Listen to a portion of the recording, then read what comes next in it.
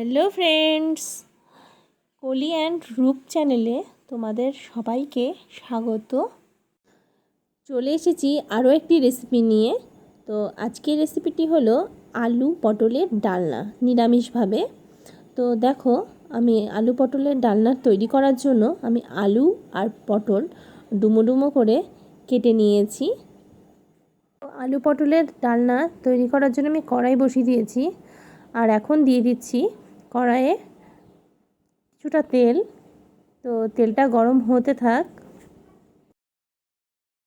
দেখো, তেলটা গরম হয়ে গেছে, আর আমি এখন এতে আলু আর পটলগুলো দিয়ে দিচ্ছি।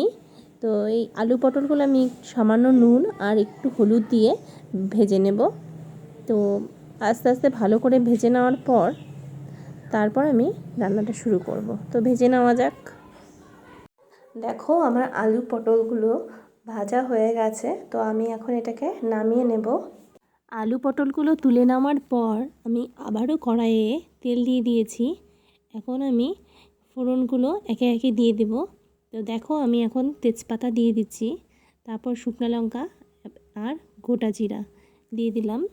ফোড়নটা ফুটে আসার পরেই আমি দেখো তেলের মধ্যে আদা বাটা দিয়ে দিচ্ছি, তারপর দিয়ে দিয়েছি লঙ্কা বাটা, আর এখন আমি জিরে, হলুদ আর স্বাদ মতো লবণ জলে গুলে আমি দিয়ে দিলাম।